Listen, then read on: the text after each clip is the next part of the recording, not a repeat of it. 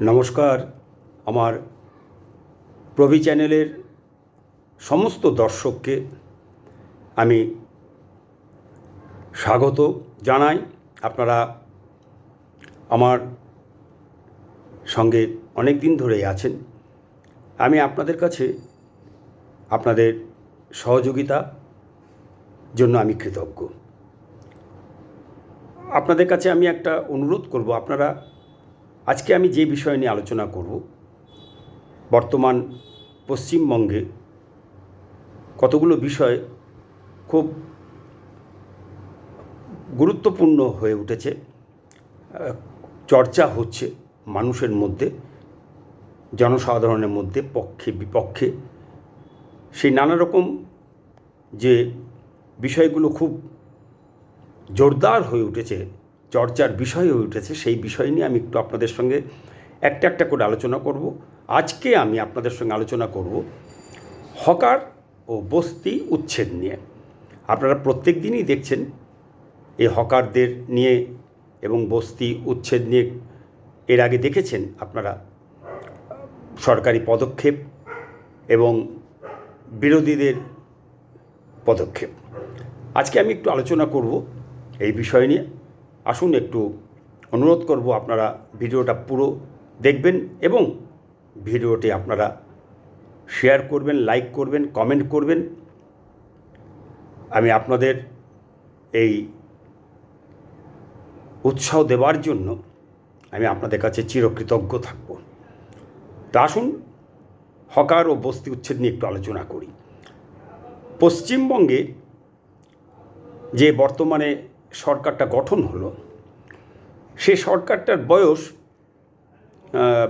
ঠিক 2 মাস 5 দিন কি 6 দিন হবে, এক্স্যাক্ট বলতে পারছি না, তবে 2 মাস 6 দিন বর্তমান পশ্চিমবঙ্গ সরকারের বয়স। 2026 সালের এই বছর 9 মে ভারতীয় জনতা পার্টির বিজেপির নেতৃত্বে নতুন সরকার গঠিত হয় এবং শুভেন্দু অধিকারী রাজ্যের মুখ্যমন্ত্রী হিসেবে শপথ গ্রহণ করেন। 2026 সালের মে মাসে পশ্চিমবঙ্গে নতুন বিজেপি সরকার গঠিত হওয়ার 1 মাসের মধ্যেই, অর্থাৎ মে মাসের শেষের দিকে সম্ভবত ব্যাপক আকারে হকার উচ্ছেদ অভিযান শুরু হয়। কিছু কিছু ক্ষেত্রে পূর্ণাঙ্গ সরকার গঠনের প্রক্রিয়া সম্পূর্ণ হওয়ার আগেই এই অভিযান শুরু হয়ে গিয়েছিল। মূলত হাওড়া ও শিয়ালদা রেল স্টেশন এবং কলকাতার বিভিন্ন গুরুত্বপূর্ণ রাস্তা থেকে রেল পুলিশ, আরপিএফ ও রাজ্য প্রশাসনের যৌথ উদ্যোগে এই উচ্ছেদ প্রক্রিয়া শুরু হয়। পরে সমগ্র রাজ্য জুড়ে ছড়িয়ে পড়ে। বর্তমানে কলকাতা হাইকোর্ট এবং রাজ্য সরকারের সাম্প্রতিক সিদ্ধান্তের পর আগামী অক্টোবর মাস দুর্গাপুজো পর্যন্ত হকার উচ্ছেদ প্রক্রিয়ার ওপর সাময়িক স্থগিতাদেশ দেওয়া হয়েছে। আমি যতটুকু জানি আমি আপনাদের সামনে ততটুকুই বললাম। এর বাইরে আরও সাম্প্রতিক কিছু হয়তো পরিবর্তন হতে পারে বা একটু রদবদল হতে পারে, আমি সেটা জানি না। যাই হোক, আমি যেটা জানি সেটা যে সাম্প্রতিক যে সিদ্ধান্ত, যে স্থগিতাদেশে, সেটা আমি আপনাদের সামনে তুলে ধরলাম। সরকার বর্তমানে হকারদের পুনর্বাসন এবং বৈধ হকারদের তালিকা তৈরির জন্য 15 দিনের একটি সমীক্ষা চালানোর পরিকল্পনা করেছে। আর হকার উচ্ছেদের পাশাপাশি এই অভিযানে বস্তি উচ্ছেদ এবং রেল কলোনির বেআইনি জবরদখল মুক্ত করার কাজও অন্তর্ভুক্ত রয়েছে। সেখানেও আদালতের হস্তক্ষেপে স্থগিতাদেশ জারি করা হয়েছে। বিরোধী দল এবং বিভিন্ন শ্রমিক সংগঠন পুনর্বাসনের দাবিতে বস্তি ভাঙার বিরুদ্ধে তীব্র প্রতিবাদ জানাচ্ছে। আর রাজ্য প্রশাসনের বক্তব্য, অপরাধমূলক কাজকর্ম বন্ধ করতে এবং সরকারি যে উন্নয়নমূলক কাজ সরকার গ্রহণ করেছে, সেই উন্নয়নমূলক কাজের জন্য এই বেআইনি জবরদখল সরানো জরুরি। এই হলো বর্তমান অবস্থা। হয়তো এই লেখার মধ্যে তথ্যের ভুল থাকতে পারে। আমার শ্রোতা বন্ধুরা আমাকে ধরিয়ে দেবেন, আমি খুশি হব। এখন এই হকার ও বস্তি উচ্ছেদের বিরুদ্ধে সোশ্যাল মিডিয়ায় নেটিজেনদের একাংশের হকার ও বস্তিবাসীদের সমস্যা নিয়ে লেখা রচনাগুলিতে আবেগঘন সোচ্চার হতে দেখা যাচ্ছে সেখানে সমস্যার পর সমস্যা, কিন্তু সমাধানের ছিটে ফোঁটা নেই, শুধু ঘোলা জলে মাছ ধরার প্রবণতা। সেগুলো পড়ে আমার যা মনে হলো তা আমি আপনাদের সামনে এখানে তুলে ধরছি। হকার ও বস্তিবাসীদের সমস্যা তো বুঝলাম, পাশাপাশি এর সমাধান কোথায় সেটাও জানতে ইচ্ছে করে তাদের কাছে। সমস্যার কথা বলার নামে লেখাগুলোতে হকার ও বস্তিবাসীদের সমস্যার চেয়ে বিজেপিকে টার্গেট করায়, বর্তমান সরকারকে টার্গেট করায় যেন মুখ্য হয়ে দাঁড়িয়েছে। কোনো লেখার মধ্যে স্বচ্ছতা নেই নিরপেক্ষতা, শুধু আছে হকার ও বস্তিবাসীদের দুর্দশাকে ঢাল বানিয়ে সরকারকে খোঁচা মারা, বিরোধিতার জন্য বিরোধিতা করা, হিংসা বিদ্বেষ ছড়ানো আর বিরোধীদের পায়ের তলার মাটি শক্ত করার প্রবণতা। হকার ও বস্তি উচ্ছেদ শুধু তাদের লক্ষ্য পূরণের একটা মোক্ষম ইস্যু মাত্র। প্রতিটি লেখার মধ্যেও কোনো না কোনো এক পক্ষের গন্ধ বেরিয়ে আসছে। সামগ্রিকভাবে আমরা এই চিত্র দেখতে পাচ্ছি, যেটা রাজনৈতিক দলের কাছে স্বাভাবিক, সেটা দল মত নির্বিশেষে মানুষের কাছে, সাধারণ মানুষের কাছে অস্বাভাবিক। যাই হোক, এসব লেখা সোশ্যাল মিডিয়ায়, ফেসবুকে এখন অনেকেই লিখছে, সবাই মানবিক হয়ে উঠছে। গত 15 বছর প্রশ্ন ওঠে, মানবিকতা নিশ্চয়ই ভালো, মানবতা মনুষ্যত্ব বোধ না থাকলে আমরা মনুষ্যাকৃতি কি তাহলে পশু, জন্তু, জানোয়ার? তাই মানবিকতার সঙ্গে সঙ্গে প্রশ্ন ওঠে, গত 15 বছর কেন মানবিক হয়ে তাদের প্রকৃত সমস্যা নিয়ে, হকারদের এবং বস্তিবাসীদের যে প্রকৃত দীর্ঘদিনের যে সমস্যা, সেই সমস্যা নিয়ে, সমস্যার সমাধান নিয়ে লেখালেখি করেননি তারা? কেন তারা করেন না? কেন হকার সমস্যা নিয়ে, রাস্তার ফুটপাতে মানুষের চলাচলের সমস্যা নিয়ে ও রাস্তার ওপর যে বড় বড় যে দোকানদার, যে দোকানগুলি আছে, সেই দোকানদারদের দোকানের সামনে যে ব্যবসার বাধা হয়ে দাঁড়িয়েছে, যে ফুটপাতের দোকানগুলো, যে হকার সমস্যা বলা হচ্ছে আজকে, সেই তাদের কাছে, বড় বড় দোকানদারদের কাছে সেটা সমস্যা নয়? তাহলে সেই সমস্ত সমস্যা নিয়ে গণ আন্দোলন গড়ে তুলে পূর্বতন সরকারের সঙ্গে কেন আলোচনা করেননি? কংগ্রেস আমলে, সিপিএমের আমলে, তৃণমূলের আমলে হকার উচ্ছেদ হয়নি? ভয়ঙ্কর উচ্ছেদ হয়নি? হয়েছিল। তখন কেন হয়েছিল? তখন মানবতা ও মানবিকতা এবং মনুষ্যত্ব কোথায় ছিল? তখন কোথায় ছিল হকারদের জন্য গম্ভীর আশ্রু? যখন যে সরকার ক্ষমতায় ছিল, সেই সরকার যখনই এই ধরনের পদক্ষেপ গ্রহণ করেছে, তখনই বিরোধীরা মানবতা, মানবিকতা এবং মনুষ্যত্বের খোলস পড়ে বেরিয়ে পড়েছে মাঠে ঘাটে, হাটে মাঠে বাটে, সব জায়গায় বেরিয়ে পড়েছে হকারদের জন্য গম্ভীরাস্ত্র ঝরাতে।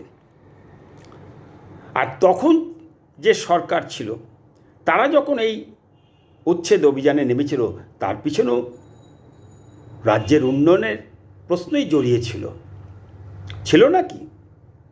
তখনও ছিল সেই একই রকম রাজ্যের উন্নয়নের প্রশ্ন, আজও উন্নয়নের প্রশ্ন।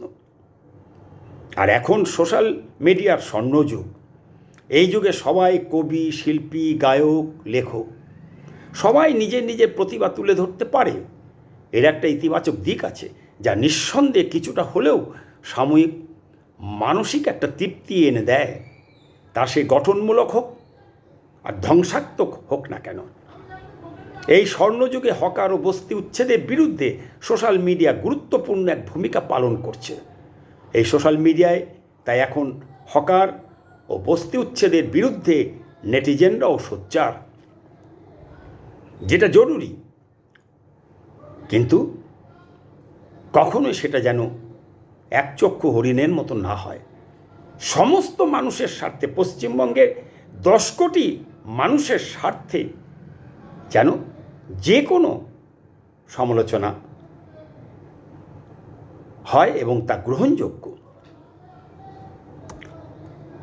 আর যখন এই ধরনের সমস্যাকে নিয়ে যখন তোলপাড় হয়, কিছুদিন পর দেখা যায় তারপর আবার সবাই চুপচাপ হয়ে যায়, ঘুমিয়ে পড়ে সেই সোনার কাঠি আর রূপোর কাঠির ছোঁয়ায় জেগে ওঠা ও ঘুমিয়ে পড়া বন্দি রাজকন্যার মতো। কে কোথায় মরল, কে কোথায় হারিয়ে গেল, তার খোঁজ কেউ জানে না, কেউ রাখে না। তারপর আবার ঠান্ডা ঘরে বসে গরম চায়ের কাপে চুমুক দিয়ে কিংবা রঙিন জলে চুমুক দিয়ে পরবর্তী কুম্ভীরাশ্রু ঝরাবার জন্য, মানুষকে খেপিয়ে তুলবার জন্য পরবর্তী নতুন পরিকল্পনায় ব্যস্ত হয়ে পড়ে পর্দার পিছনের কুশীলবেরা ও প্রভাবিত নেটিজেনরা।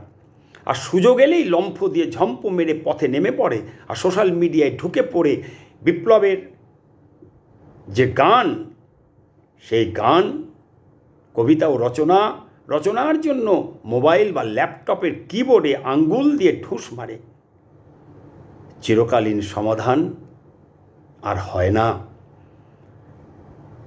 গরিব সেই অন্ধকারেই থেকে যায়। এখন প্রশ্ন হচ্ছে, সোশ্যাল মিডিয়ায় কুম্ভীরাশ্রু ঝরানো ছদ্মবেশী বিপ্লবী নেটিজেনরা নিজেরা কি হকার? না, তারা কেউ হকার নয়। এখন তো সবার হাতে মোবাইল আছে, তাই না? এখন সবাই তো মোবাইল চালাতে জানে। হকাররা ও তাদের ঘরের ছেলে মেয়েদের প্রায় সবার হাতেই মোবাইল আছে ও চালাতে জানে।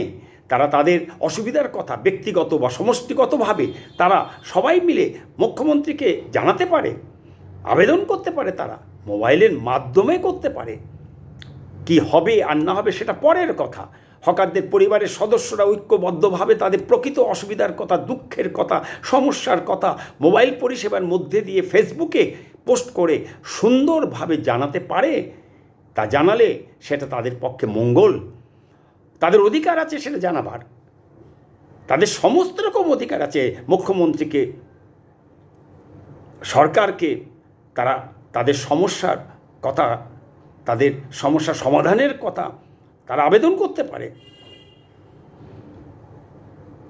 দুঃখ কষ্টের কথা তারা তো শুধু সময় নষ্ট না করে তাদের অসুবিধার কথা ছবি সহ আবেদন করতে পারে।